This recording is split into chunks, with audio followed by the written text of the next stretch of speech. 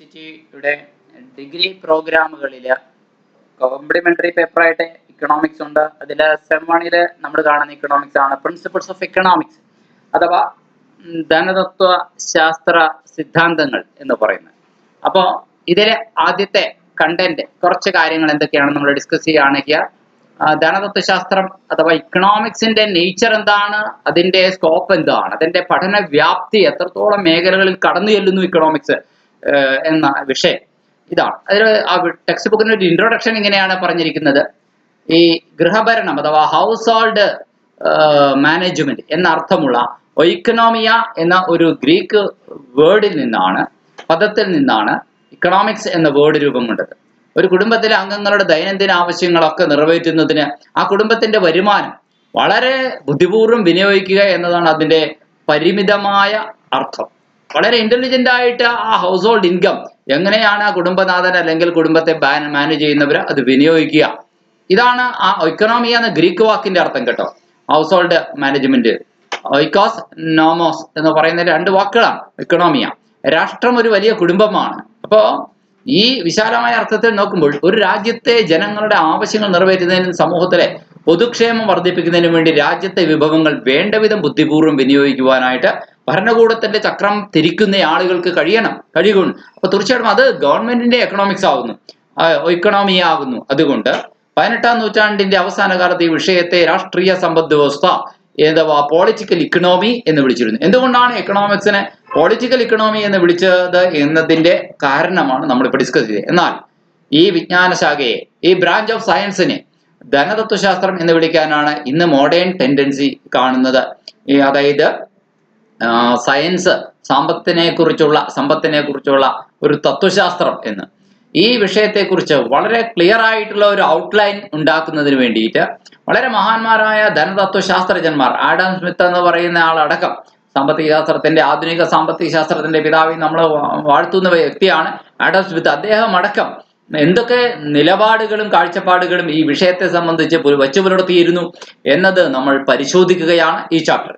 തുടക്കത്തിലെ തന്നെ സാമ്പത്തിക ശാസ്ത്രത്തിന്റെ പിതാവായ, എക്കണോമിക്സിന്റെ പിതാവായ ആഡം സ്മിത്തിന്റെ ധനതത്വശാസ്ത്ര നിർവചനം ചർച്ച ചെയ്തുകൊണ്ടാണ് നമ്മൾ തുടങ്ങുക. ആഡം സ്മിത്ത് പറഞ്ഞു, economics is a science of wealth എന്ന് പറഞ്ഞു. അതാണ് വെൽത്ത് ഡെഫിനിഷൻ എന്നാണ് ആഡം സ്മിത്തിന്റെ ആ സാമ്പത്തിക നിർവചനം അറിയപ്പെടുക. ധനതത്വശാസ്ത്രത്തിന്റെ പിതാവ് എന്നറിയപ്പെടുന്ന ഇംഗ്ലീഷ് ധനതത്വശാസ്ത്രകാരനായിട്ടുള്ള Adam Smith 1776 in the year 1776 he published a book named Nature and Cause of Wealth of Nations. അതായത് രാഷ്ട്രത്തിന്റെ സമ്പത്ത്, അതിന്റെ കാരണങ്ങൾ, അതിലേക്ക് ഒരു അന്വേഷണം എന്നാണ് ആ പുസ്തകത്തിന്റെ പേര്. ചുരുക്കി പറഞ്ഞാൽ നമ്മളത് മുഴുവൻ പേരും പറയാറില്ല, വെൽത്ത് ഓഫ് നേഷൻസ് എന്ന് മാത്രം പറയാറില്ല, കാരണം വളരെ ലോങ് നെയിം ആയതുകൊണ്ട്. എന്തായാലും വെൽത്ത് ഓഫ് നേഷൻസ് എന്ന തന്റെ പ്രസിദ്ധമായ ഗ്രന്ഥത്തിൽ ധനതത്വശാസ്ത്രത്തിന്റെ ഒരു മിയർ സിമ്പിൾ ഡെഫിനേഷൻ അദ്ദേഹം നൽകുന്നുണ്ട്. സ്മിത്തിന്റെ വാക്കുകളിൽ പറഞ്ഞാൽ രാഷ്ട്രങ്ങളുടെ ധനത്തിന്റെ സ്വഭാവത്തിന്റെയും കാരണങ്ങളെയും കുറിച്ചുള്ള ഒരു അന്വേഷണമാണ് ധനതത്വശാസ്ത്രം എന്നാണ്, അഥവാ പൊളിറ്റിക്കൽ ഇക്കണോമിയുടെ ചൂട് പിടിച്ചാണ് അദ്ദേഹം പറയുന്നത്. അദ്ദേഹത്തിന്റെ അഭിപ്രായം അനുസരിച്ച് ധനത്തിന്റെ ശാസ്ത്രമാണ് ധനതത്വശാസ്ത്രം. Economics is a science of wealth. അത് ധനത്തിന്റെ ഉൽപാദനം, പ്രൊഡക്ഷൻ ഓഫ് ഇൻകം, അതുപോലെ തന്നെ ഉപഭോഗം, കൺസംഷൻ, വിനിമയം, അതിന്റെ യൂട്ടിലൈസേഷൻ, അതിന്റെ ഡിസ്ട്രിബ്യൂഷൻ, വിതരണം എന്നിങ്ങനെയുള്ള കാര്യങ്ങളൊക്കെ അനലൈസ് ചെയ്യുന്നുണ്ട് സാമ്പത്തിക ശാസ്ത്രം. അപ്പോൾ ആഡം സ്മിത്തിന്റെ ഈ കാഴ്ചപ്പാട് സീനിയർ ജെയിംസ് മില്ലെയാണ് ഉദ്ദേശിക്കുന്നത്. ഇങ്ങനെയുള്ള മറ്റ് യൂറോപ്യൻ പുരാതന ധനതത്വശാസ്ത്രജ്ഞന്മാരും പിന്താങ്ങുകയുണ്ടായി എന്നുള്ളതാണ് പറഞ്ഞത്. അദ്ദേഹത്തിന്റെ അഭിപ്രായ പ്രകാരം മനുഷ്യ പ്രവർത്തനത്തിന്റെ ലക്ഷ്യം മറ്റൊന്നുമല്ല, അത് ധനസമ്പാദനം ആണ്. എല്ലാ ഹ്യൂമൻ ആക്ടിവിറ്റിയുടെയും പ്രൈമറി എയിം എന്ന് പറയുന്നത് എങ്ങനെ പണം ഉണ്ടാക്കാം, അതിനുവേണ്ടിയാണ് മനുഷ്യൻ ആക്ടിവിറ്റികളൊക്കെ ചെയ്യുന്നത്. അതുകൊണ്ട് ധനം ശേഖരിക്കാനുള്ള മാർഗങ്ങൾ എന്തൊക്കെയാണെന്ന് നിർദ്ദേശിക്കേണ്ടത് ഒരു ധനതത്വശാസ്ത്രജ്ഞന്റെ, ഒരു എക്കണോമിസ്റ്റിന്റെ ചുമതലയാണ്, ഡ്യൂട്ടിയാണ് എന്ന രീതിയിലാണ് വിഷയത്തെ ഇവരൊക്കെ പിന്താങ്ങിയത്. ഇനി വിമർശനം. ധനസമ്പാദനമാണ് മനുഷ്യ പ്രവർത്തനങ്ങളുടെ അന്തിമമായ ലക്ഷ്യം എന്ന ഒരു അസുഖകരമായ ഒരു ധാരണ ആഡം സ്മിത്തിന്റെ ധനനിർവചനം ഒരു ധനശാസ്ത്ര വിദ്യാർത്ഥിക്ക് നൽകുന്നു എന്നുള്ളതാണ് പറഞ്ഞു വരുന്നത്. അതായത് പണം ഉണ്ടാക്കാൻ വേണ്ടിയാണ് ആകെപ്പാടെ മനുഷ്യ ജീവിതം എന്ന്, മനുഷ്യ ജീവിതത്തെ വില കുറച്ച് കാണിക്കുകയാണോ ഇങ്ങനെയുള്ള സാമ്പത്തിക ശാസ്ത്രജ്ഞന്മാർ ചെയ്യുന്നത് എന്ന് ധാർമ്മികതയുടെ പക്ഷത്ത് നിന്ന് ചിന്തിക്കുമ്പോൾ നമുക്ക് തോന്നും. എന്നാൽ ധനം ലക്ഷ്യപ്രാപ്തിക്കുള്ള ഒരു മാർഗം മാത്രമാണ് എന്ന് നമുക്കറിയാം. ലക്ഷ്യം മനുഷ്യന്റെ ക്ഷേമമാണ്, അല്ലാണ്ട് പൈസ ഉണ്ടാക്കുക എന്നല്ല. മനുഷ്യന് ക്ഷേമമുണ്ട്, സന്തോഷമുണ്ട്, സമാധാനമുണ്ട്, മനുഷ്യന് അവൻ ആഗ്രഹിക്കുന്നതൊക്കെ ലഭിക്കുന്നുണ്ട്, അവന്റെ സ്വപ്നങ്ങളെല്ലാം സാക്ഷാത്കരിക്കപ്പെടുന്നുണ്ടെങ്കിൽ പിന്നെ പണം കടലാസിൽ അച്ചടിച്ചിരിക്കുന്ന കറൻസി നോട്ടിന് അവന് മുന്നിൽ ഒരു പ്രത്യേകതയുമില്ല. മനുഷ്യ പ്രവർത്തനങ്ങളുടെ ഈ ക്ഷേമവശം സ്മിത്തും മറ്റു പുരാതന ധനശാസ്ത്രജ്ഞന്മാരും സ്പർശിക്കുക പോലും ചെയ്തില്ല. ഹ്യൂമൻ വെൽഫെയർ ആണ് നമ്മൾ മനുഷ്യൻ അന്വേഷിക്കുന്നത്, അല്ലാണ്ട് ധനമല്ല മനുഷ്യൻ അന്വേഷിക്കുന്നത് എന്ന് ചിന്തിക്കാനായിട്ട് ആഡം സ്മിത്ത് എന്ന് പറയുന്ന വ്യക്തിക്കും കഴിഞ്ഞില്ല. സാമ്പത്തിക ശാസ്ത്രത്തിന്റെ പിതാവൊക്കെയാണ്. പക്ഷേ അദ്ദേഹം പറഞ്ഞു വന്നതിന്റെ അന്തിമമായ അർത്ഥം അത് തന്നെയായിരുന്നു. കാരണം ധനം ഉണ്ടെങ്കിലാണ് മനുഷ്യന് ക്ഷേമം ഉണ്ടാകാനുള്ള മറ്റു കാര്യങ്ങൾ നേടിയെടുക്കാൻ പറ്റുള്ളൂ എന്നുള്ള ഇൻഡയറക്റ്റ് ആയിട്ടുള്ള മീനിങ്ങിൽ തന്നെയാണ് ധനം ഉണ്ടാക്കലാണ് മനുഷ്യന്റെ പ്രവർത്തനങ്ങളുടെ അന്തിമ സത്തയും സാരാംശവും എന്നൊക്കെ അദ്ദേഹം പറഞ്ഞത്.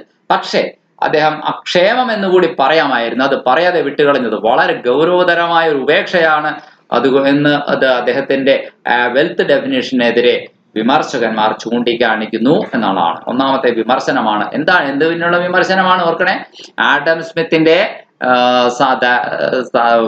സമ്പത്തിന്റെ നിർവചനം, അതായത് ഡെഫിനേഷൻ, വെൽത്ത് ഡെഫിനേഷൻ ഉള്ള നിർവചനം, അതിനൊരു പോരായ്മ എന്നുള്ളതിനുള്ള വിമർശനമാണ്. രണ്ടാമത്തെ വിമർശനം അപൂർണവും ശരിയല്ലാത്തതുമായ ഒരു നിർവചനമാണ് ധനതത്വശാസ്ത്രത്തെ സംബന്ധിച്ച വെൽത്ത് ഡെഫിനേഷൻ എന്നാണ് ഇദ്ദേഹത്തിന്റെ ഈ നിർവചനത്തെ കുറിച്ച് പറയുന്നത്. ആഡം സ്മിത്ത് ധനത്തിന് നൽകുന്ന നിർവചനം അത്ര പൂർണ്ണമല്ലെന്നാണ് പറഞ്ഞു വരുന്നത്. ഭൗതിക വസ്തുക്കൾ മാത്രം എന്ന, അതായത് mere physical objects, material objects എന്ന സങ്കുചിതമായ അർത്ഥത്തിലാണ് അദ്ദേഹം അതിനെ വ്യാഖ്യാനിക്കുന്നത്.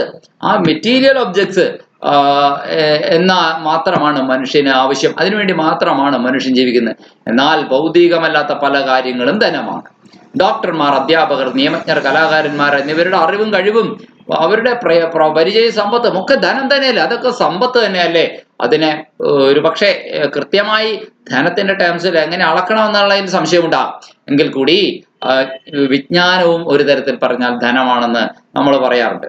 ഇനി മറ്റൊന്ന്, ആഡം സ്മിത്തും മറ്റ് പുരാതന മനഃശാസ്ത്രജ്ഞന്മാരും ധനശാസ്ത്ര പഠനത്തിൽ ധനത്തിന്, അതായത് വെൽത്തിന് അല്ലെങ്കിൽ പണത്തിന് നൽകിയ അമിത പ്രാധാന്യം അത് വിമർശിക്കപ്പെട്ടു. കാർലൈലിനെ പോലുള്ള ആൾക്കാര്, റസ്കിലിനെ പോലെ ആൾക്കാര്, സാഹിത്യകാരന്മാര്, സന്മാർഗ ചിന്തകന്മാര്, ഇവർക്കൊന്നും തന്നെയും രുചിച്ചില്ല. ബ്രെഡ് ആൻഡ് ബട്ടർ സയൻസ് എന്നതിനെ ആക്ഷേപിച്ച് കളിയാക്കി വിളിച്ചു. റൊട്ടി വെണ്ണ ശാസ്ത്രം എന്നവർ അതിനെ വിളിച്ചു. ഇരുണ്ട പ്രസന്നമായ ശാസ്ത്രം എന്നും അതിനെ വിളിക്കുന്നവരുണ്ടായി. സാത്താന്റെ വേദപുസ്തകം, ഗോസ്പൽ ഓഫ് മാമോൻ എന്ന് അതിനെ വിളിക്കുന്നവരുണ്ടായി. അങ്ങനെ ധനതത്വശാസ്ത്രം ഇങ്ങനെയൊക്കെ ഒരുപാട് കുറ്റപ്പെടുത്തൽ, മുദ്രയടിക്കലിന് വിധേയമായി എന്നതാണ് മറ്റൊരു വിമർശന ഭാഗം. ആഡം സ്മിത്തിന്റെ തത്വശാസ്ത്ര നിർവചനം ധനതത്വശാസ്ത്രത്തിന്റെ വ്യാപ്തി പരിമിതപ്പെടുത്തി. അദ്ദേഹത്തിന്റെ അഭിപ്രായ പ്രകാരം ധന ഉൽപാദനത്തിൽ ഏർപ്പെട്ടിരിക്കുന്നവരുടെ പ്രവർത്തനങ്ങളെ കുറിച്ച് മാത്രമേ ധനശാസ്ത്രം പഠിക്കുന്നുള്ളൂ. അതിന്റെ അർത്ഥം ധന ഉൽപാദനത്തിൽ ഏർപ്പെട്ടിട്ടില്ലാത്തവർ, അതായത് സമ്പത്ത് ഉണ്ടാക്കാത്തവർ ധനതത്വശാസ്ത്രത്തിന്റെ പരിധിയിൽ വരുന്നില്ല എന്നുള്ളതാണ്. ഉദാഹരണമായി ജോലിയിൽ നിന്ന് റിട്ടയർ ആയി വിശ്രമ ജീവിതം നയിക്കുന്ന ഒരാളുടെ കാര്യം എടുക്കുക. അയാൾ ധന ഉൽപാദനത്തിൽ തൽക്കാലം ഏർപ്പെട്ടിട്ടില്ല. അയാൾ പണ്ട് ചെയ്തിരുന്നു, പക്ഷെ ഇപ്പൊ ചെയ്യുന്നില്ല. അപ്പോൾ സ്മിത്തിന്റെ നിർവചന പ്രകാരമുള്ള ഒരു വ്യക്തിയെ ധനതത്വശാസ്ത്രത്തിന്റെ പരിധിയിൽ നിന്നും പുറത്താക്കപ്പെടേണ്ടി വരും, അല്ലെ? അതായത് റിട്ടയർഡ് പേഴ്സൺസ് ഒന്നും ധനതത്വശാസ്ത്രവുമായിട്ട് ഒരു ബന്ധത്തിന്റെ പരിധിയിലും അവരുടെയൊക്കെ മാനുഷിക പ്രവർത്തനങ്ങളെ വില കൽപ്പിക്കേണ്ടതില്ല എന്നല്ലേ അതിന്റെ അർത്ഥം. ഇത് വളരെ ഗൗരവതരമായ ഒരു ഉപേക്ഷയാണ്. ഈ വിമർശനങ്ങളൊക്കെ ഉണ്ടെങ്കിലും ധനതത്വശാസ്ത്രം ധനത്തെ ചുറ്റിപ്പറ്റിയുള്ള പഠനമാണ് എന്ന കാര്യത്തിൽ തർക്കമൊന്നുമില്ല. ആൽഫ്രഡ് മാർഷലിനെ പോലുള്ള ആൾക്കാരുടെ ഡെഫിനിഷനിലേക്കാണ് രണ്ടാമതായിട്ട് നമ്മൾ കിടക്കുന്നത്. ആരാണ് ആൽഫ്രഡ് മാർഷൽ? ക്ഷേമ നിർവചനം അഥവാ വെൽത്ത് ഡെഫിനേഷൻ നമുക്ക് മുന്നോട്ട് വെച്ച വ്യക്തിയാണ് ആൽഫ്രഡ് മാർഷൽ എന്ന് പറയുന്നത്. Wealth definition Adam Smith wealth definition മുന്നോട്ട് വെച്ചപ്പോൾ വെൽഫെയർ ഡെഫിനേഷൻ അഥവാ ക്ഷേമ നിർവചനം മുന്നോട്ട് വെച്ച ആളാണ് ആൽഫ്രഡ് മാർഷൽ. കേംബ്രിഡ്ജ് യൂണിവേഴ്സിറ്റിയിലെ ധനതത്വശാസ്ത്രത്തിന്റെ പ്രൊഫസർ ആയിരുന്നു ഇംഗ്ലീഷ് ധനതത്വശാസ്ത്രജ്ഞനായിട്ടുള്ള ആൽഫ്രഡ് മാർഷൽ. അദ്ദേഹത്തിന്റെ പ്രധാന ഗ്രന്ഥമായ പ്രിൻസിപ്പിൾസ് ഓഫ് ഇക്കണോമിക്സ് 1890 പ്രസിദ്ധീകരിക്കപ്പെട്ടു. അദ്ദേഹത്തിന്റെ അഭിപ്രായം അനുസരിച്ച് രാഷ്ട്രീയ സമ്പദ് വ്യവസ്ഥ അഥവാ ധനശാസ്ത്രം ദൈനംദിന ജീവിതത്തിലെ മനുഷ്യരാശിയെക്കുറിച്ചുള്ള ഒരു പഠനമാണ്. മനുഷ്യക്ഷേമത്തിന് വേണ്ടുന്ന ഭൗതിക വസ്തുക്കളുടെ നേട്ടവും ഉപയോഗവുമായി ബന്ധപ്പെട്ട വ്യക്തിപരവും സാമൂഹ്യ ശാസ്ത്രപരവുമായ പ്രവർത്തനങ്ങളെ അത് പരിശോധിക്കുന്നു എന്നുള്ളതാണ് പറഞ്ഞു വരുന്നത്. കണ്ടോ? അതായത് മനുഷ്യരാശിയെ സംബന്ധിച്ചുള്ള പഠനമാണ് ദൈനംദിന ജീവിതത്തിലെ. It studies the mankind in the ordinary business of life. It examines that part of individual and social action which is most closely connected with the attainment and gain of this kind of wealth or welfare. ധനതത്വശാസ്ത്രം ഒരു ഭാഗത്ത് ധനത്തെക്കുറിച്ചുള്ള പഠനവും കൂടുതൽ പ്രാധാന്യവും കൂടുതൽ റെലവന്റുമായ മറുഭാഗത്ത് on the other and very important side it studies about the mankind എന്നാണ് പറയുക. മറുവശത്ത് വളരെ പ്രധാനപ്പെട്ട മറുവശത്ത് അത് മനുഷ്യനെ കുറിച്ച് കൂടിയുള്ള പഠനമാണ് എന്ന് ഈ ആൽഫ്രഡ് മാർഷൽ ക്ഷേമ നിർവചനം പറഞ്ഞ ആൽഫ്രഡ് മാർഷൽ കൂട്ടിച്ചേർത്തു. അപ്പോൾ തനിക്ക് മുൻപേ കടന്നുപോയ ധനതത്വശാസ്ത്രത്തിന്റെ പിതാവായ ആഡം സ്മിത്തിന് പറ്റിയ പിഴവ് പരിഹരിച്ചുകൊണ്ട് അതേ തെറ്റ് ആവർത്തിച്ചുകൊണ്ട് ഒരുപാട് വിമർശനങ്ങൾ ഏറ്റെടുക്കാതെ വളരെ ബുദ്ധിപരമായിട്ട് മനുഷ്യക്ഷേമത്തെയും കൂടി അതിന്റെ കൂട്ടത്തിൽ ചേർക്കാനായിട്ട് ആൽഫ്രഡ് മാർഷലിന് കഴിഞ്ഞു എന്നുള്ളതാണ്. എ.സി. പിഗോ, എഡ്വിൻ കാനൻ എന്നിങ്ങനെയുള്ള ധനതത്വശാസ്ത്രജ്ഞന്മാർ മാർഷലിന്റെ ക്ഷേമാശയത്തെ പിന്താങ്ങി. ധനതത്വശാസ്ത്രത്തെക്കുറിച്ചുള്ള മാർഷലിന്റെ നിർവചനങ്ങളിലെ വളരെ പ്രധാനപ്പെട്ട ചില കാര്യങ്ങൾ നമുക്ക് നോക്കേണ്ടതുണ്ട്. ധനതത്വശാസ്ത്രം പ്രധാനമായും മനുഷ്യരാശിയെക്കുറിച്ചുള്ള പഠനമാണ്. It is more relevant in the study of A human kind or man kind. മനുഷ്യ ജീവിതത്തിന് സാമൂഹ്യം, സാമ്പത്തികം, രാഷ്ട്രീയം, മതപരം എന്നിങ്ങനെ പല വശങ്ങളുണ്ട്. എന്നാൽ ധനതത്വശാസ്ത്രം മനുഷ്യ ജീവിതത്തിന്റെ സാമ്പത്തിക വശത്തെക്കുറിച്ച് മാത്രമേ പ്രതിപാദിക്കുന്നുള്ളൂ. Economics only studies about the economic or money making aspect of human life. മനുഷ്യന്റെ ഭൗതിക ക്ഷേമം വർദ്ധിപ്പിക്കുക എന്നതാണ് സാമ്പത്തിക പ്രവർത്തനങ്ങളുടെ അന്തിമമായ ലക്ഷ്യം. എല്ലാ സാമ്പത്തിക the final or ultimate aim of all the economic activities are how to increase our physical welfare. ഭൗതിക ക്ഷേമം എങ്ങനെ വർദ്ധിപ്പിക്കുക എന്നതാണ് എല്ലാ ഹ്യൂമൻ ആക്ടിവിറ്റീസിന്റെയും അൾട്ടിമേറ്റ് ഗോൾ എന്ന് പറയുന്നത്. സ്മിത്തിന്റെ നിർവചനത്തെ അപേക്ഷിച്ച് ആൽഫ്രഡ് മാർഷലിന്റെ നിർവചനമാണ് കൂടുതൽ മെച്ചപ്പെട്ടതായിട്ട് ഏതൊരാൾക്കും തോന്നുക. കാരണം മാർഷൽ ധനതത്വശാസ്ത്രത്തിന്റെ ലക്ഷ്യം ധനത്തിൽ നിന്നും മനുഷ്യനിലേക്ക് മാറ്റി എന്നുള്ളതാണ്. മാർഷലിന്റെ പിൻഗാമികൾ അദ്ദേഹത്തിന്റെ നിർവചനത്തിന്റെ പോരായ്മകൾ ചൂണ്ടിക്കാണിക്കാൻ തുടങ്ങി. അപ്പൊ ആൽഫ്രഡ് മാർഷൽ പറഞ്ഞതും പെർഫെക്റ്റ് ആയിട്ടുള്ള ലോകാവസാനം വരേക്കുള്ള നിർവചനമാണ്? ഒരിക്കലുമല്ല. ആൽഫ്രഡ് മാർഷൽ പറഞ്ഞതിലും പിഴവുകൾ ഉണ്ടായിരുന്നു എന്ന് പിന്നീട് വന്ന ആൾക്കാരെ ചൂണ്ടിക്കാണിച്ചു എന്നുള്ളതാണ് പറഞ്ഞത്. മാർഷൽ ധനതത്വശാസ്ത്ര പഠനത്തിന്റെ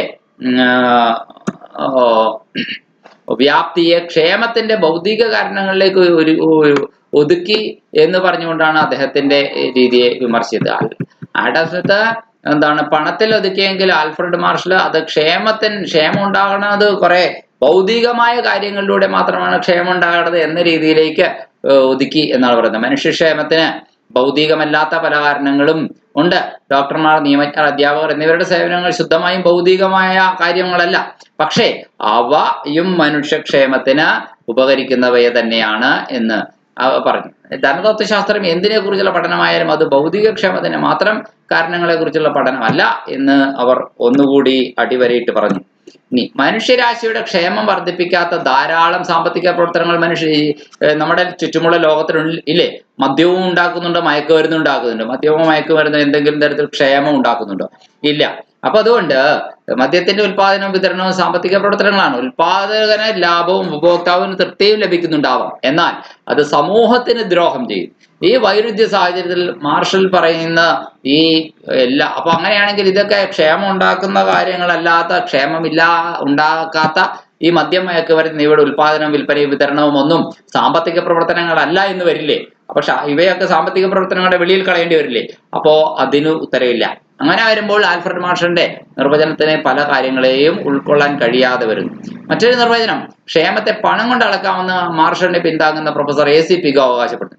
പക്ഷെ ക്ഷേമം എന്നത് ഒരു മാനസികമായ ആശയമായതുകൊണ്ട് അത് പണം കൊണ്ട് തൃപ്തികരമായി ഇത് അളക്കാൻ സാധിക്കില്ല എന്ന് വിമർശകരും വാദിക്കുന്നു. ഒരാളുടെ ക്ഷേമം എന്ന് പറയുന്നത് മറ്റൊരാൾക്ക് ക്ഷേമമാകണമെന്ന് നിർബന്ധമില്ല. ഒരു ഉദാഹരണമായി ധനികനായ എ, ദരിദ്രനായ ബി എന്നീ രണ്ട് വ്യക്തികളുടെ കാര്യം തന്നെ നമ്മൾ എടുക്കുക. അപ്പോ രണ്ടുപേരും ഒരേ വിലയാണ് ഒരു സാധനത്തിന് നൽകുന്നത്. പക്ഷെ ഇത് വാങ്ങുന്നതിൽ നിന്നും അവർക്ക് ലഭിക്കുന്ന ക്ഷേമം അഥവാ പ്രയോജനം വ്യത്യസ്തമായിരിക്കും എന്നുള്ളതാണ്.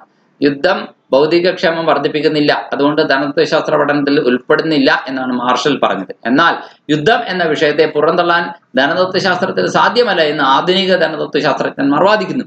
യുദ്ധധനശാസ്ത്രം അഥവാ വാർ എക്കണോമിക്സ് എന്ന് പറഞ്ഞാൽ എക്കണോമിക്സിന്റെ ബ്രാഞ്ച് തന്നെ ഉണ്ടായി വന്നു എന്നത് പിന്നീട് ലോകം കണ്ട കഥയാണ്. മാർഷലിന്റെ അഭിപ്രായം അനുസരിച്ച് സാമ്പത്തിക പ്രവർത്തനങ്ങളിൽ മാത്രമേ സാമ്പത്തിക ശാസ്ത്രത്തിന് താല്പര്യമുള്ളൂ.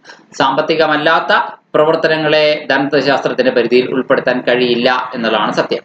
അപ്പോ അല്പം സാമ്പത്തിക വശങ്ങൾ എന്തായാലും ഇതിലൊക്കെ ഉണ്ടായിരിക്കാമെന്ന് വിമർശകർ വാദിക്കുന്നു. അതുകൊണ്ട് ധനതത്വശാസ്ത്രം ഏതൊരു പ്രവർത്തനത്തിനെയും സാമ്പത്തിക വശം കൈകാര്യം ചെയ്യണം.